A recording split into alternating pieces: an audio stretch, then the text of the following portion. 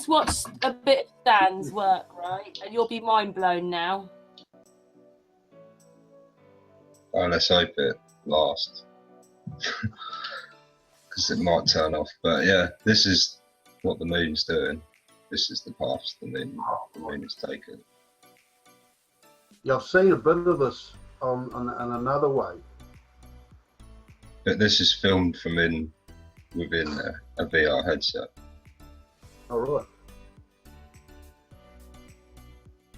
Yeah, I have seen this. I call it a historical survey.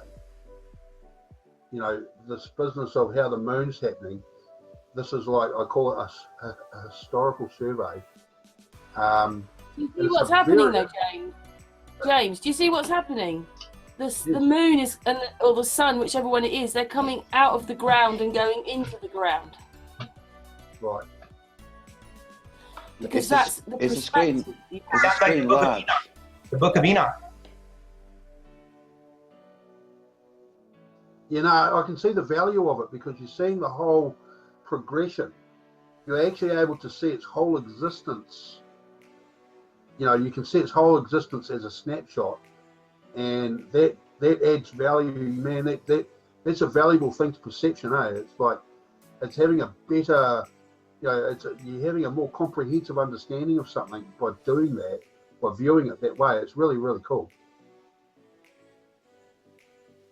This is the game changer. Everyone needs to see this in the headset.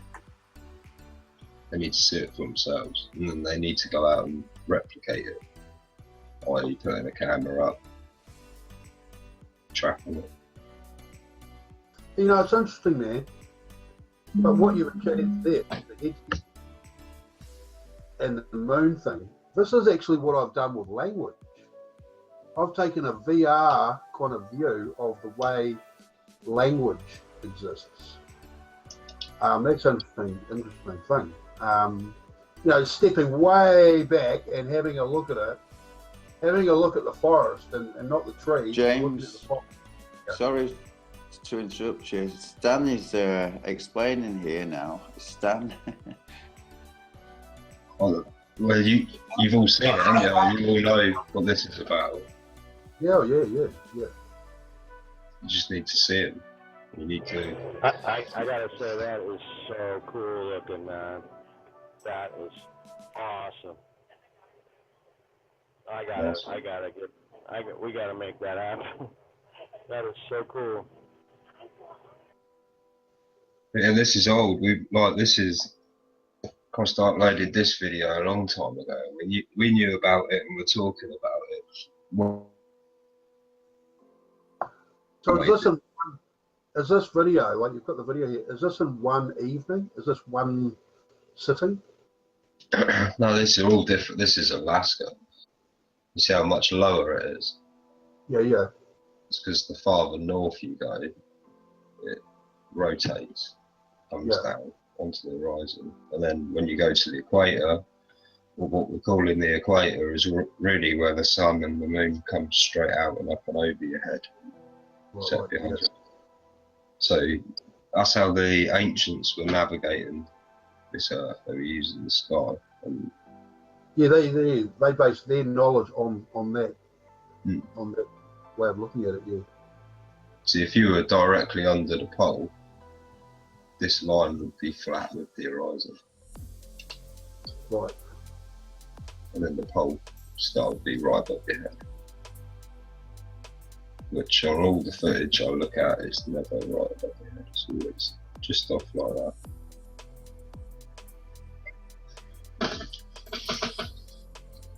There's no one yet put one up that's right under the pole.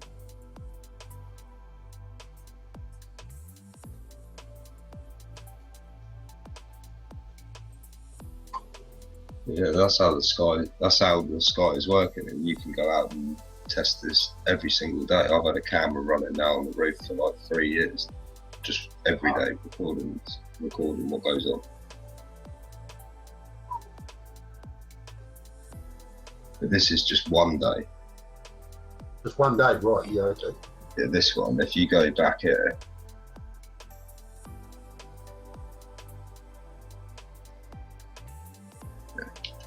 This one's Just to my say one. that Dave Marsh. Just to say Dave Marsh has tuned this. Hi, Dave. Hi, are you okay? All right, Dave. We're cool. We're looking at Stan's work. Yeah, good evening, Dave. You all right, mate? Cool. But Stan is showing us his work. So carry on, Stan. Yeah, Finish carry your on. bit. I'll be just popping in and out because I've got to do a few But yeah, that was the that's a 14-day track. That is from the top of. You see my mouse? Can you see my mouse? Yeah, yeah. Yeah. Yeah, from the top there down is 14 days, and then it takes another 14 days to go back up, and it just keep repeating. But the sun will take 365 days to do that,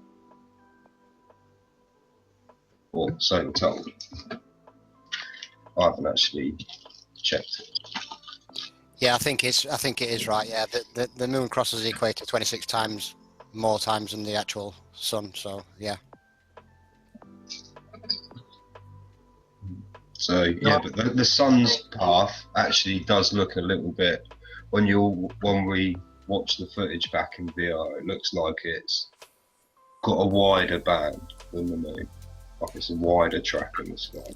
Yeah, it is because the moon falls short 5 degrees either side of the equator. Yeah, where the sun gets pretty high on the Tropic of Cancer and low on the Tropic of Capricorn, the moon falls short of 5 degrees either side, so it deviates about 18.5 degrees either side of the equator, where the sun deviates 23.4 degrees.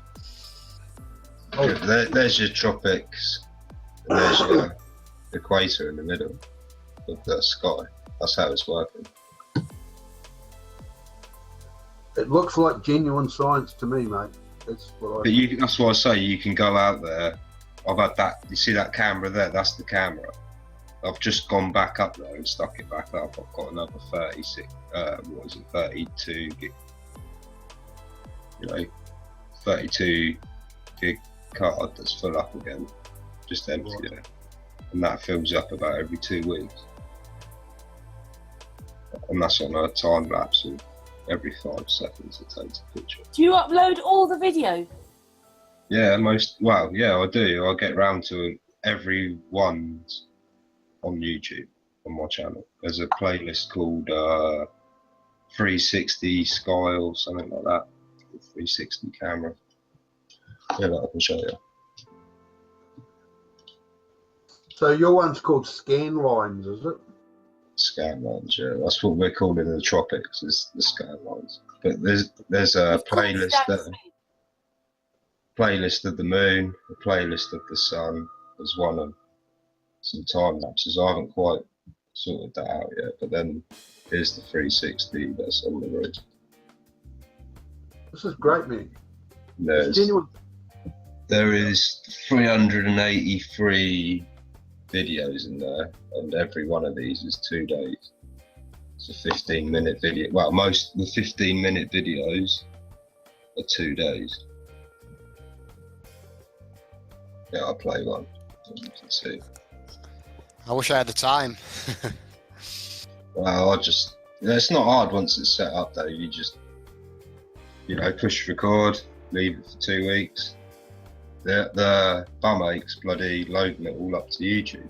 But Are they sped up? Do they play at a higher speed than? yeah, this is times 150. Wow, yeah, cool. So that's what I say. I take a picture every 5 seconds, and then it compiles it into a video. It was raining this day. Bit of a bad day to show you. Now this is wonderful because the Earth is the most. There you go. There's the sun. Oh, yeah. So this is what I say. We're tracking it every day. But if you stick up a camera where you are, you'll see that it's rotated slightly different, and then you've got a different. Every camera I have is set on UTC time zone, which is the Universal Time Zone. So if everyone does that, like everyone in my little group, well, not my group, but in our group, sets their cameras on that, so then we haven't got to do no working out from time zones. It's just So at that time, it was there for them and rotated like that. See what I'm saying? And that's how the ancients would travel this earth. They would have a timepiece set on one time, and then from that they would look at the heavens and work out where they were. It's a lost art. Stars. You can track Venus on this as well. Yeah, establishing longitude. Establishing what longitude. That is the trick of what you're saying. It's the purpose of. Yeah, but that's what you do with on the last video. You know, when I was showing you, let me get it back up.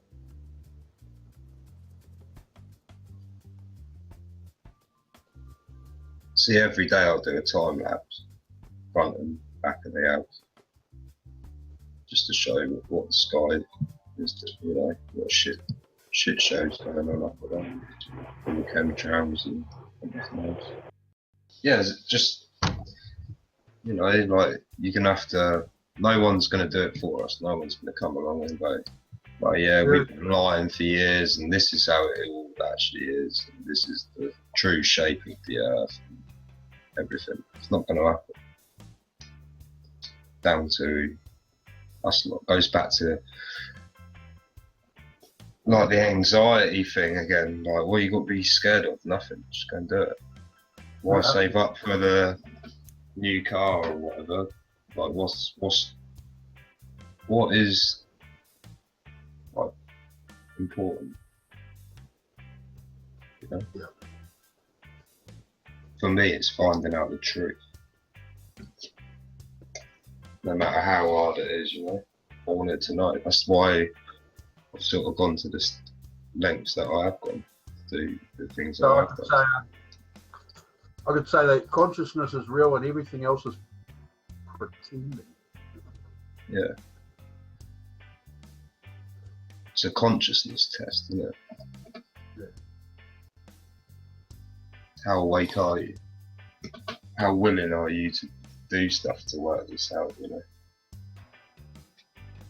Are you still working with Z Proxy? Yeah. Been on the phone, been on a hangout with him for a couple of hours just before we came on air. It's cool.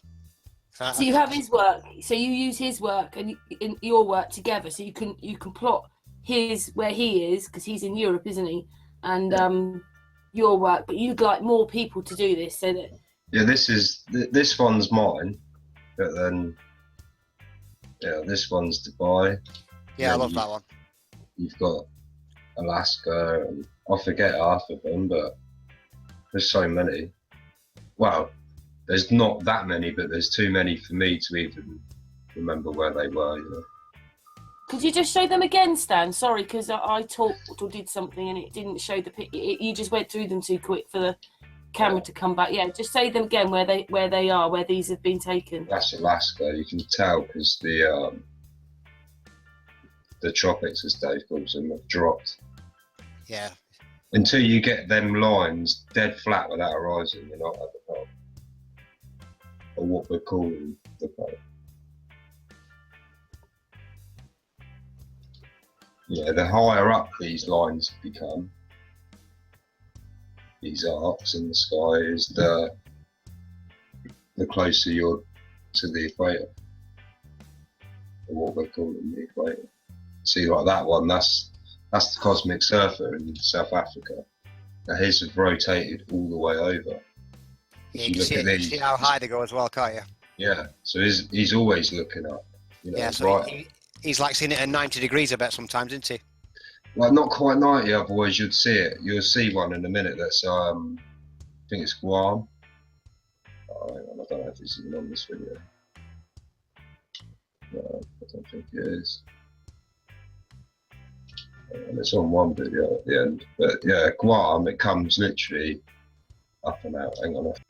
Right, and you know, I'm loving this. You know, this VR, seeing this through VR, I think is a must see. I think I can Definitely. See that you presented on the screen. But what we do, like the next one here, look, rotate that image until the lines are horizontal. And the amount of rotation you have to give it gives you your latitude.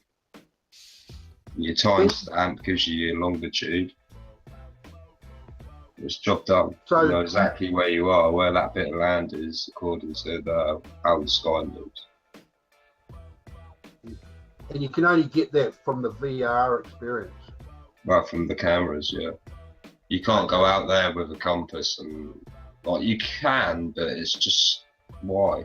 Why do it when you can put one of these up and it's done for you? Yeah, it only exists in 3D. It only exists as it happens. It doesn't translate very well to 2D. I think. Yeah, you see these in the headset, and it's a game changer. You won't never look back. You'll be like, what was I doing? Hey, this is fucking cool, man. Wow. So how do you actually... we're working on other stuff now that is going to open up other, like other doors. For Hey, us, really. Stan, Cosmic Surfer's in the chat room. Is he still awake? Time to get to bed. He's got work tomorrow. Oh, that wasn't me. That was my dog. Shh. She made a funny noise there. He's got a bit of work quite early tomorrow, so that's why he's gone. But Stan, what are you showing us now? Well, it's just all the pictures we've got. This is Hawaii. That's another one that's real close to the equator. But we need more. You need a camera every mile. That'd be nice. Just map everything. But you don't know. You need one at the end. Land masses. You need to know what the shape You'd be is. quite happy if there was one in every country right now, wouldn't you? Yeah, or two. Two would make me happier, because then I can work out from the landmass where they are and twist the land to see the sky. And how, we don't exactly know how it would be moving around what map, let's say. You'd have to run things and then check things in. But it would definitely show if you were right or wrong. It's a lot of work. They don't explain it to us like this, do they, Stan? Well, you ain't got NASA's never showed you this, have they? I mean, Dave Marsh has proved things as well by his research. So I'm very proud of you and James, all of you. It's like there's a 1,000-piece jigsaw puzzle. I've got 3 pieces on here today. All of us are the pieces, but you know what I mean. The researchers and wow, I love that picture. I can see that. What Yeah, I think that's Here the we way. go. That's the way forward. Because what Stan does, he sticks to one aspect of it. You know what I mean? And I've tried to stick to one aspect of it. If you start jumping around here, there, and everywhere, you seem to get a little bit lost. You know what I mean? You've got this project going on here. You've got something else going on over here, and you just get bogged down, and you end up getting nothing done. You know what I mean? But if you just concentrate on certain aspects, like I've done, just on the motions of the moon, basically for like a year and a half, I think you've got a better chance of actually getting somewhere, you know what I mean? And what I do, I just draw my own conclusions from the back of my observations. Am I right? I don't know. But after 2 weeks of looking at some of these pictures, it came to me how it was moving. For 2 weeks, I had it all in front of me and still just spent night after night looking at it, thinking, what the hell's going on there? And then it just was like a light switch, bang, that's how I was doing it. That's why I call my presentation Moon Race Evolution, because it's not just the evolution of the actual moon race itself, it's like the evolution of me. I'm learning as I go, you know what I mean? I'm evolving, I'm learning new skills, camera skills, you know what I mean?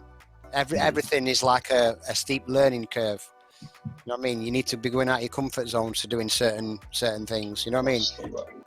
So this is what we've been doing. We've been time stamping it like this. So you got the year, then you got the month, then the day, and then you got T for time. That's 10 o'clock. Well, that's UTC. That ain't British Standard or American. That's UTC. Then it's times 83 because that's the zoom moon percentage. If the percent is there, it's increasing moon. If it's this side, it's decreasing. You know, waxing and waning, and it's a sync with. Is Sandra doing the pics as well? Is she doing the videos? She has been. Luke has been. Z Proxy, Cosmic Surfer, myself, and there has been a few others, but that's been the main. The main ones. It's a guy called Chris. He's been doing them. We need more doing this as well. How many P900s are there out there? And they're just set at dusty. They'll be none in September. What one? The P1000. Yeah. Yeah, but the only trouble is I'm gonna keep my P900 because it fits the moon to the screen. Then I'll take another one zoomed in off the moon, and then I'll set up and record this.